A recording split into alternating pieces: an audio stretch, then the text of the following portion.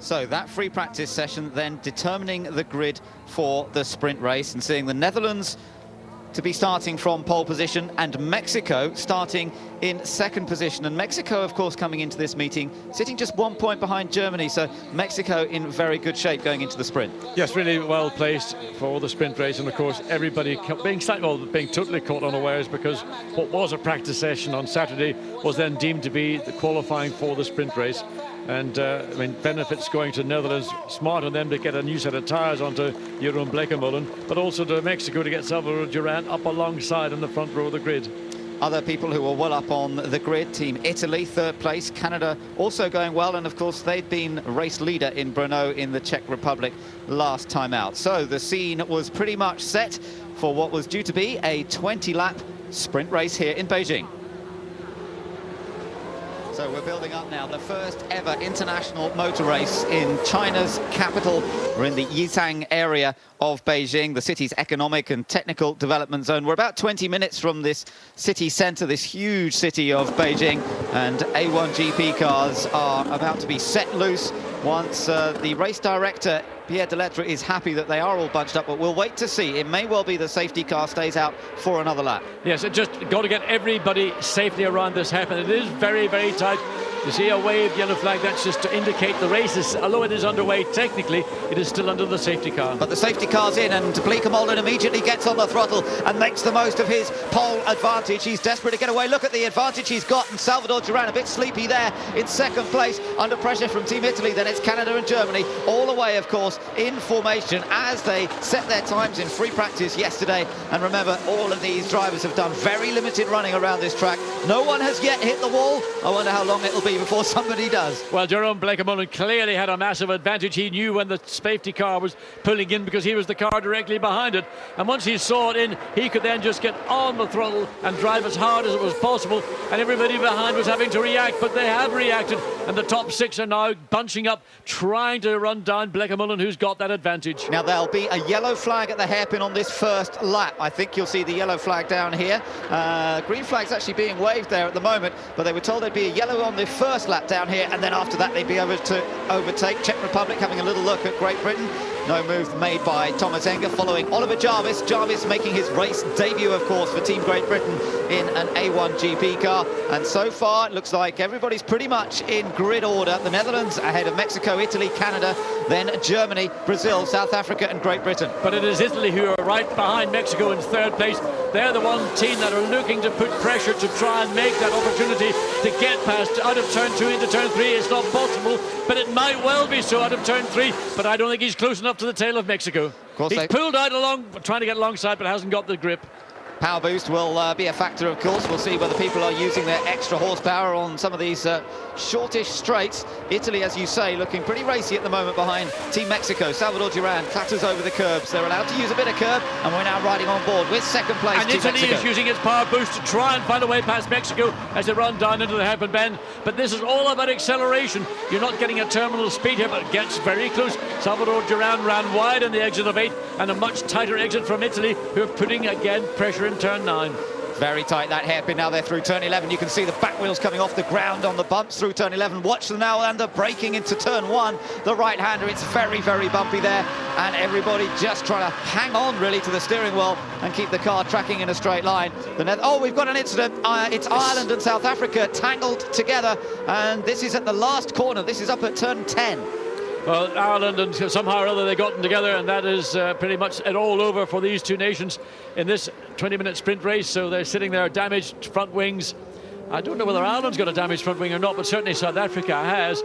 And for Adrian Zaug, that is a huge disappointment. He had been running inside the top 10. Ireland were just outside the top 10 at the start of this. Yeah, they started in a quite different place. Look again. Well, no, it's actually, in fairness, it was all about Adrian Zaug. He spun the car, and Ireland comes around, and it's bump. Oh dear, what a shame. Yes, but I was wondering that because South Africa started 7th, Ireland started 11th, but they got caught out. Alan van der Merwe on the left there, likely to drive for Team South Africa in some of the upcoming races, but poor old Adrian Zaug looks as though his race is very much over, and have got our first safety car within the race now. The safety car out on circuit. Well, they'll try and clear that car away. Yes, all the cars will be in control from the safety car, and once that has been placed. Then there is the safety car, so they can start to get Team South Africa's entry back. The problem being, of course, on street tracks is access to get that car away to safety, as we see Ireland dragging part of that South Africa car. Michael Devaney came round the corner, was unsighted, didn't see the car there and bumped into it. So they will pick up the leader, and he will be next one round. Just wanted to have a quick look down the order. Team France have gained a few places, partly as the result of incident there for Ireland and South Africa, but France up to 18th position now. Remember, they started right at the back. They only had one car behind them. That was Pakistan. They've now got Lebanon behind them as well, and of course they're ahead of both Ireland and South Africa. So they haven't really been able to overtake many cars, but if they can keep picking off places through other people's misfortune, then I'm sure they'll take advantage of it. It's a good start from Jeroen Bleekemolen, though, initially there. He's now had that advantage wiped out by the safety car, and we're still waiting for that car to be moved. Well, we watched South Africa motionless, waiting to be pulled to safety. It was the blue car, Team Italy, and they have got a much more experienced Toccacello driving that car. And what I find interesting was that Toccacello's experience was paying dividends, because from this part of the track, this is turn 9 going into 10, he was taking a different line. The traditional line is go out, cut across and make a racing line. He was staying much more to the left-hand side of the racetrack. That part of the racetrack has got less bumps. It potentially will have more grip as well. And that's the difference between, if you like, youth and speed and maturity and speed.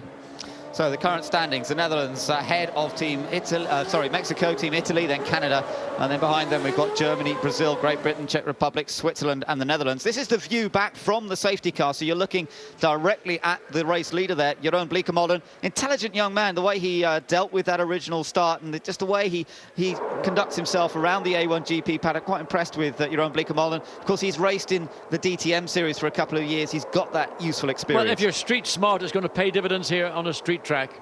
Definitely, and he's got that sort of wisdom, he's got that sort of nous to him, and we could see that on the original start. Salvador Duran for Team Mexico, though, what he's most concerned about is just scoring points here today, maybe moving ahead of Germany. Meanwhile, Team Ireland in, John. Yes, they can do a pit stop to change a nose. They reckon about 28 seconds is the average time. They might maybe be a little bit longer here. There may be damage that is causing the nose to be more difficult to remove. But when they do swaps, they practice this all the time, nose to nose, without any damage. They can do it in about 28 seconds. But there you see from the locations, the bolts that hold the nose in place, they clearly have been damaged. They're having difficulty getting that damaged nose off. Now the new one will go back on again. And of course, every second you're sitting here with the engine running, the temperatures are beginning to rise. And it's going to be, well, another couple of laps or so, because that flatbed truck is now moving into position. Ooh, but in the process, it is causing the entire field to come to a standstill. So while the truck is, somebody tell that truck driver to, you know what, with his truck. He's finally moving around the back of the South African car. This is not going to do all the other cars much good. They're sitting there. The clutches are fairly nominal anyway on the A1 cars. They do their job for what they require, but they're not expected to sit there for hours with a foot on the clutch. So look at them all queuing up. Indeed, and of course the truck driver is a local truck driver, so he doesn't understand expletives in motor racing language. Well, they've finally got it out of the way, and everyone else can now make their way past the stricken car of Team South Africa. Looking at Team Ireland now, they of course have managed to stay on that lap because thanks to the traffic jam, I don't think they've lost the lap. I think they've managed to stay on the lead lap. Now, they did a good job to get the nose replaced. Michael Devaney, who was an innocent victim of that situation, and clipped the back, or the side in fact, of Team South Africa's car, which was 90 degrees across the racetrack as Adrian Zoud runs back to the pits. And that just looked like a simple error on the part of Adrian. The back end just swapped around, and well, it's sort of after such a stunning debut for a young man who's got a prodigious talent and a great future, in my view, to get caught, as happens in experience on street tracks. But with this race running under the safety car, the advantage, I think, that the Netherlands had may well have been lost, because I don't think Salvador Duran for Mexico is going to get caught out as he did at the start of the race when the safety car went off track. No, that's right, but it's going to take a moment or two before we see the safety car in again. Still 14 laps to go in this sprint race, originally a 20-lap race, but it's also 20 minutes, so we, of course, got to keep an eye on the clock ticking down, because whichever comes first, and it may well be the 20-minute mark that comes up before the 20-lap mark does. Well, we've got just over 10 minutes of this race remaining. It's 10 minutes and 15 seconds of this race remaining, and to get 14 laps into that ain't going to work, because my maths, as rudimentary as they are, don't make it work. So it will maybe Well, maybe 19, possibly more likely 18 laps altogether of racing. That's right. It's taking them around a minute, so it's fairly easy to work out. It's a minute lap here, basically. So there's no way they're going to get the full 20-lap distance in here in the allocated time. Team Italy followed by Canada there, then Team Germany, who's got to stay out of trouble. There is the rookie driver for Team Netherlands, who actually managed to get a couple of extra laps in on the Friday when they were still trying to finalise the track layout. Renger van der Zande. He managed to do, they asked him actually to go and do a couple of extra laps just to check a couple of things out on circuit. Don't know whether that helped or not, but the Netherlands have certainly been on the pace all weekend. Yeah, so Renger van der Zande looked very impressive again in that Dutch car. And at one point I thought he was braver than Dick Tracy, the way he was attacking the circuit, particularly as they come through this stadium, this amphitheatre that is the start-finish line. It is actually a considerable curve.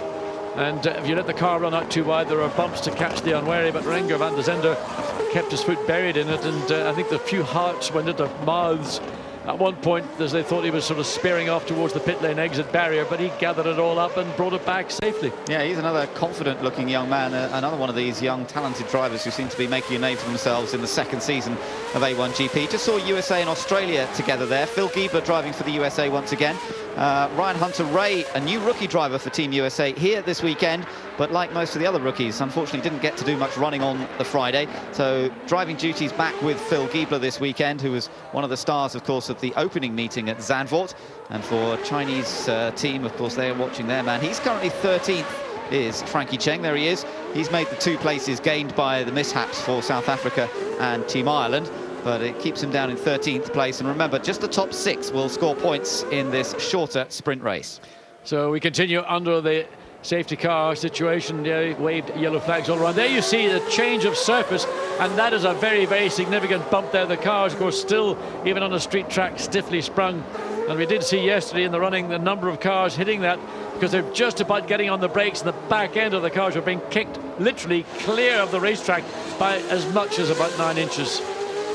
So they've all come past the start line, and just to confirm that Ireland have maintained their position on the lead lap. So they're running 21st and last, but they are still on the lead lap. The South African car is up on the flatbed, and now it's just a question of where they can find a gap in the barriers to take that car out of the way. Just hope that that car is secure on the back of that flatbed. Interestingly, in the round in Holland at Zandvoort, when cars were being taken off track, the flatbed trucks that they had there had used tyres on that flatbed, so as the car, when it was then lowered onto it, was absolutely secure, and if it did move at all, the tyres were going to make sure that it didn't move too far. I can see that truck coming around from our vantage point in the exhibition centre here, and it looks as though he's going to have to come around. Actually, the medical car's just stopped to try and open up the barriers, I think, in the pit lane. So it's definitely not going to be seeing the safety car in this lap. It's going to take another lap at least, I would think, before we're ready to get this race restarted. Riding on board with Frankie Cheng on board the Team China car. But we have under 7 minutes of this race left.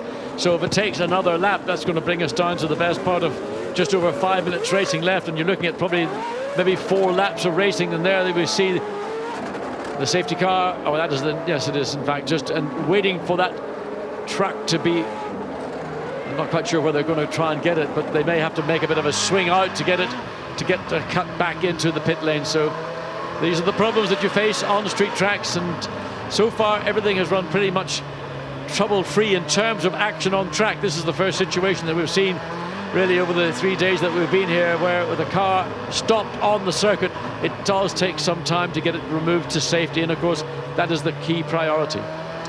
Absolutely right, and their safety car getting a fairly busy time at the moment. Scott Stringfellow driving it round. He was expecting to do quite a few laps this weekend, and I think that's going to be confirmed. I just hope Scott has got a full tank of fuel in that Audi A8, because it is a fuel-thirsty V10 engine in that Audi, and you know, Scott, I hope you got it filled up. Former British F3 racer, of course, Scott Stringfellow, getting his opportunity to do some extra laps this weekend. But I'm just watching that flatbed. It is moving off again now, so they're hopefully going to get that car out of the way. But again, we're not seeing the lights going out on the safety car. So at least one more lap, if not 2.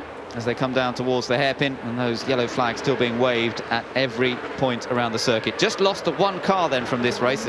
Despite that incident, Ireland are still back in it. They're on the back of the queue, but we have lost South Africa. And just to remind everybody that your finishing position in this 20-minute or 20-lap sprint race, and it's going to be a 20-minute race, will determine your start position for the feature race.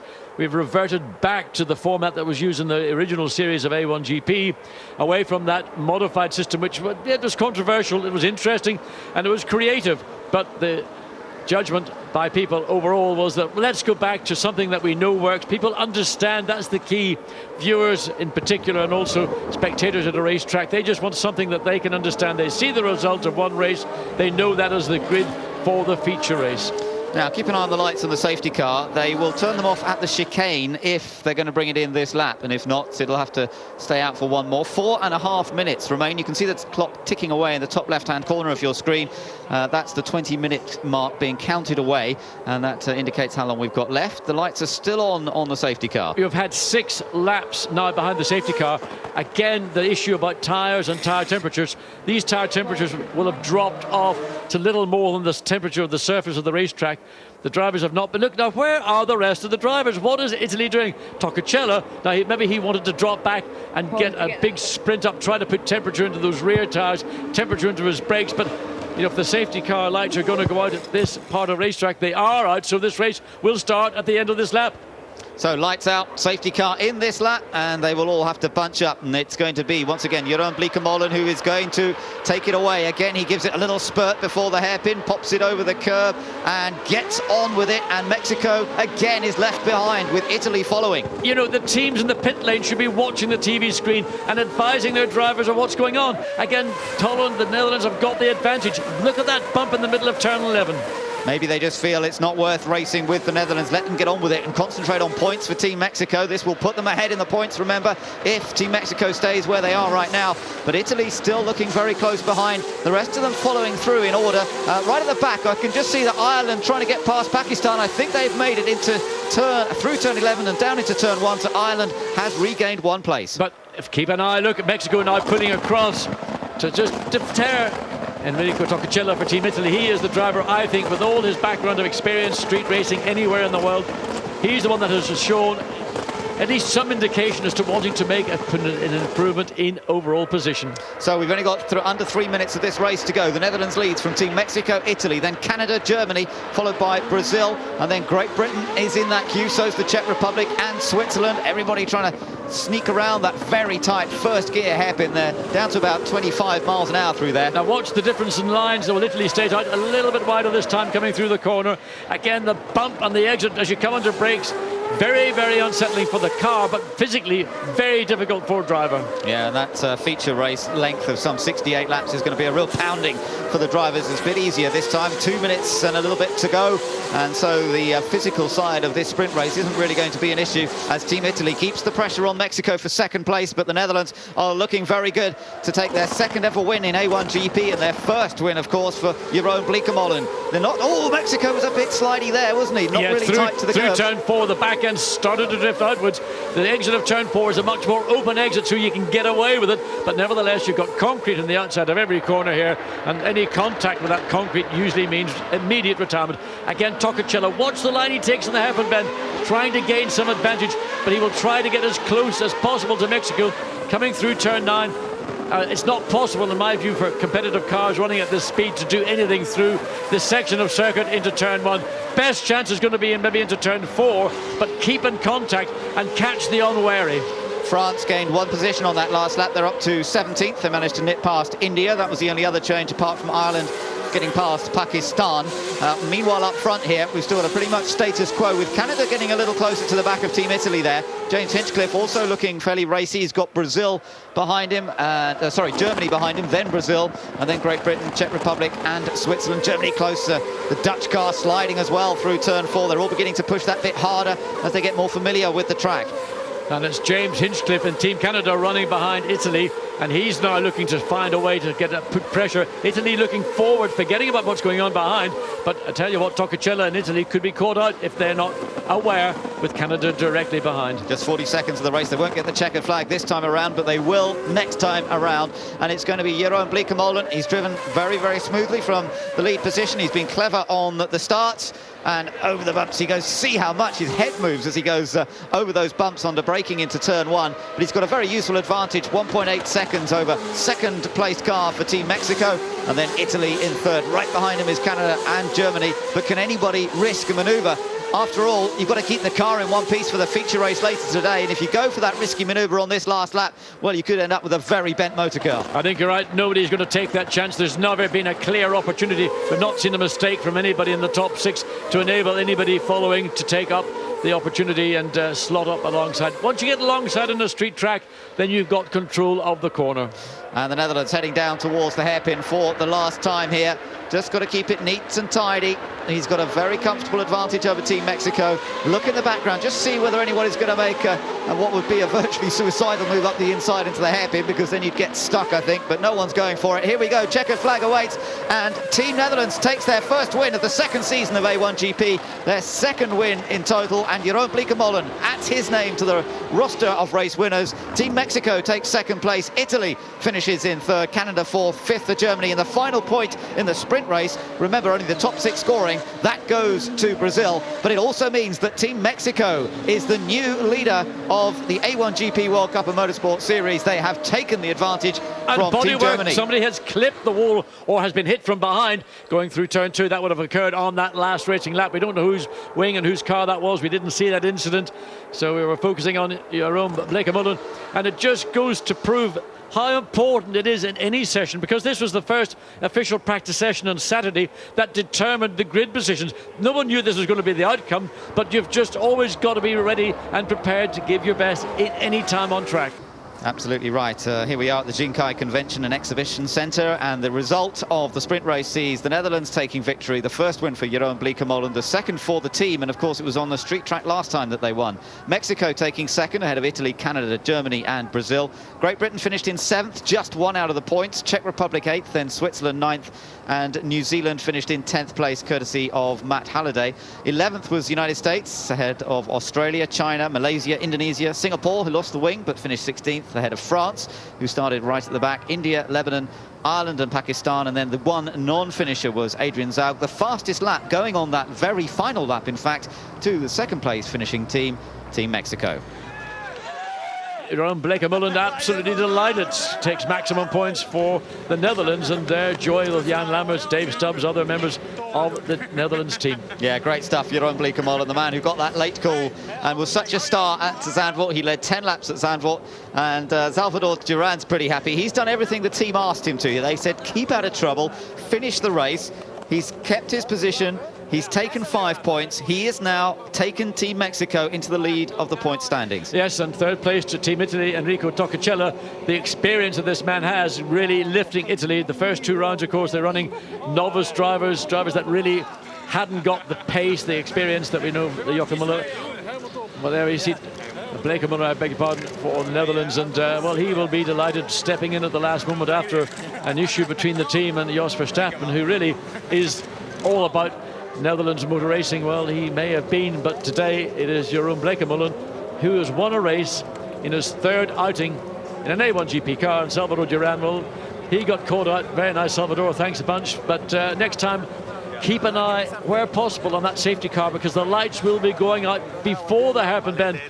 And I mean, I think that teams, certainly the Mexico team, should be able to contact the driver and make them aware of what's going to make the driver aware of what is actually taking place. Here comes Jeroen Bleekemolen to take the plaudits for his victory here in China. Salvador Duran, though, he's got a big smile on his face too on the left-hand side of the picture. The young Mexican driver, race winner in the first season of A1GP. Third place there for the 28-year-old Italian Enrico Toccocello. Team Netherlands gaining well here. They'll now move up to 15, and that will put them ahead of Canada, the Czech Republic and Great Britain.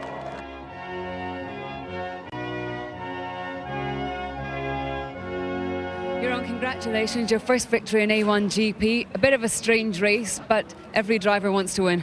Yeah, exactly. I mean, starting from pole is a big advantage, of course, but first you have to do it in the end to win the race. So I think we, all the time after the start and after the safety car, the second time we could pull a small gap and then control it a little bit. So yeah, it was going really well.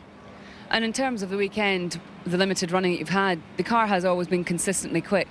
Yeah, like this morning we were running with a complete full fuel tank and we were still pretty quick. So I'm really confident as well for the next race, and I think we can do a good job. Jeroen, congratulations. Let's move on to second place, Salvador Duran, Team Mexico. Salvador, you've just put Team Mexico at the top of the championship standings. Yeah, I mean, that's the main goal, to be always on top. It's a very difficult series. The cars are the same. It's always difficult to be in the front.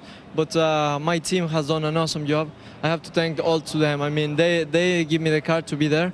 I just had to drive it, and I mean, every single guy in the pit lane did his job, and I did mine. And at the end, it's a second place, where in this kind of track, it's the best you can do after qualifying like that. So hopefully for the main event, we will push harder. I think we have a good car, and I mean, the main thing is to stay in the top of the leaderboard, and we need to continue putting some points for the team. And I'm very happy with this and concentrate for the next race now. Salvador, thank you very much. And in third place, it was Enrico Toccocello for Team Italy. Congratulations, you were pushing hard. You looked as if you were trying to get past Salvador, but it's just so tight out there.